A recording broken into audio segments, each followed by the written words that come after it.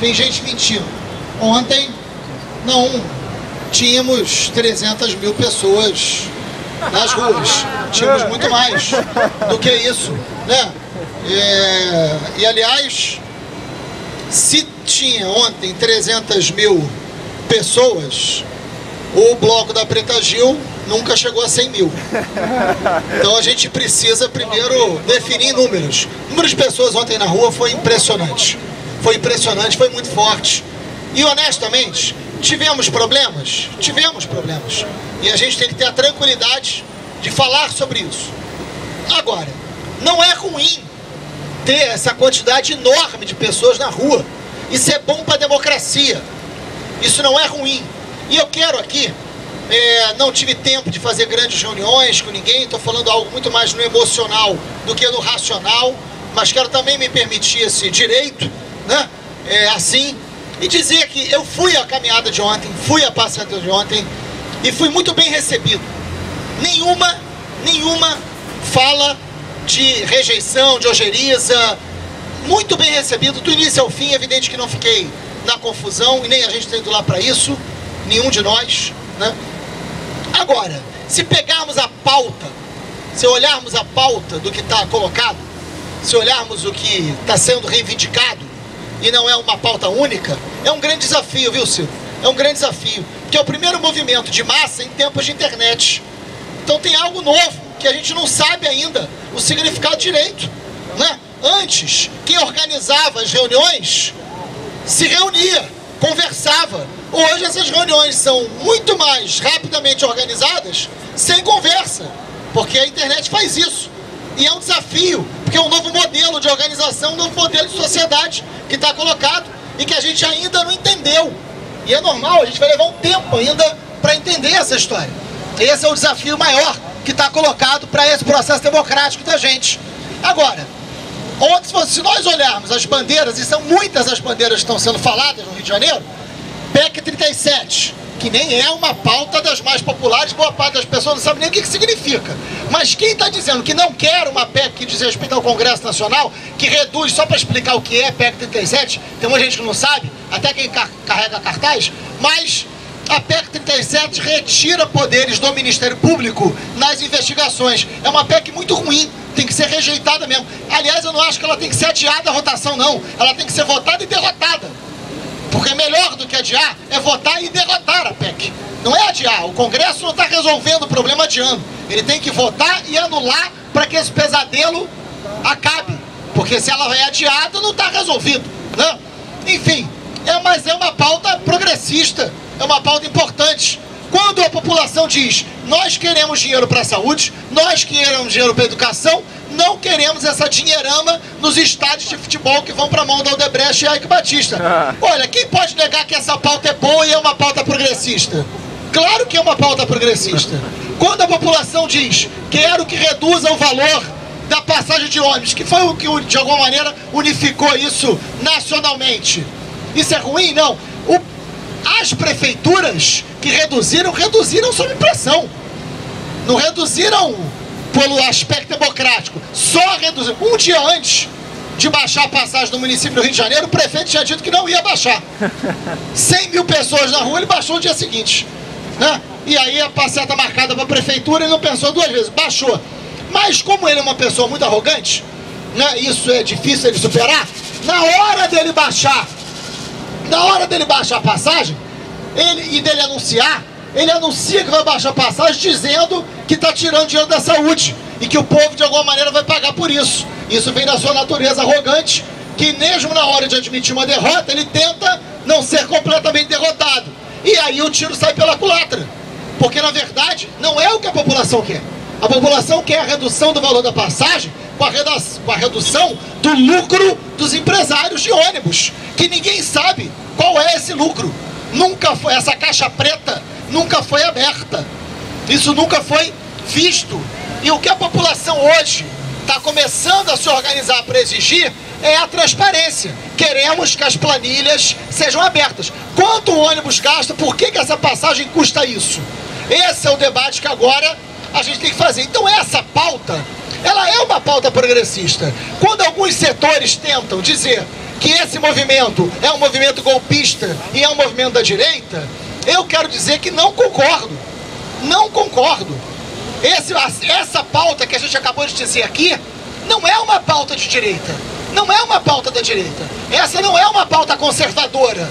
Essa é uma pauta importante para os avanços da democracia. Agora, quando essa massa que tem essa pauta e dentro desse movimento, é evidente que tem setores golpistas, tem setores conservadores. Claro, um movimento que coloca 1 milhão de pessoas na rua, imaginar que há consenso, que essas pessoas são todas progressistas, viveríamos em outro mundo, se isso fosse verdade. Claro que não é verdade. Claro que ali dentro tem setores conservadores, claro que ali dentro tem setores que são complicados, inclusive setores que são violentos. E a gente tem que dizer e se diferenciar disso. Agora, é um grande equívoco que eu quero aqui tranquilamente me posicionar, mesmo tendo sido recebido muito bem ontem. Eu quero dizer que um povo que diz, e isso eu ouvi muito forte ontem, o povo unido não precisa de partido. Isso foi dito ontem. E eu quero aqui, pedagogicamente e com muita tranquilidade, dizer que isso é um perigo. Isso é um perigo. Uma coisa é nós não nos identificarmos com determinados partidos. E o povo, eu quero dizer, tem todo o direito de não se identificar. Tem todo o direito.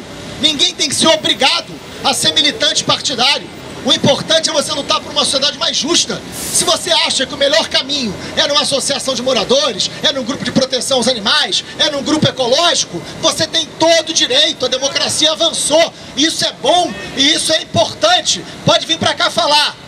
Está aberto o microfone. Tenha coragem de vir aqui falar. Não fale e saia correndo porque é covarde.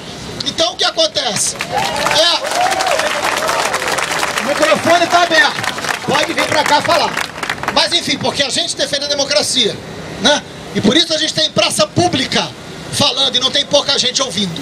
Agora, a negação, é importante dizer o seguinte: partido político é o contrário do todo.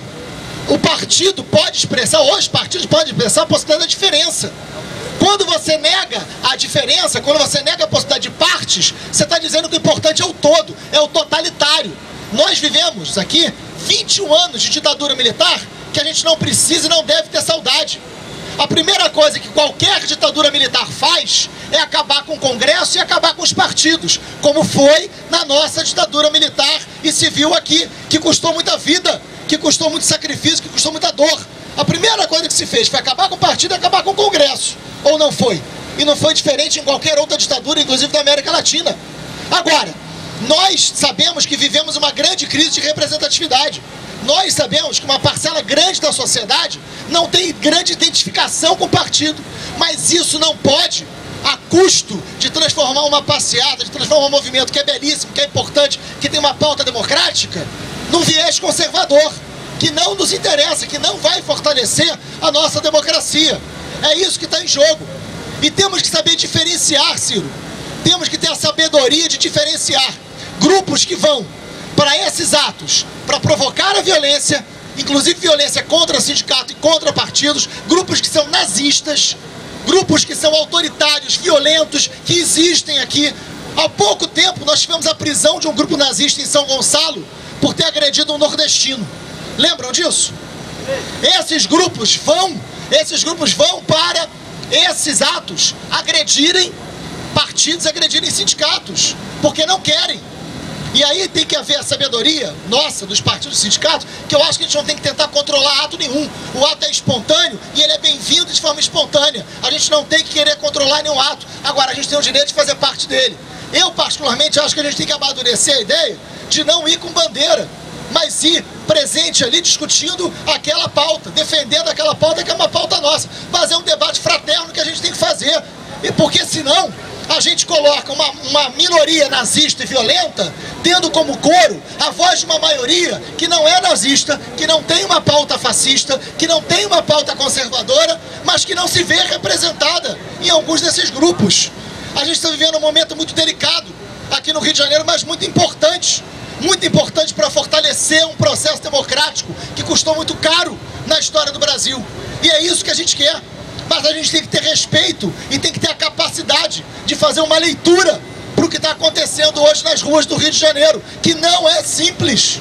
que não é simples. Essa massa não se vê representada, mas o seu viés, o que ela está gritando na rua, pode fortalecer o nosso processo democrático, e a gente quer isso.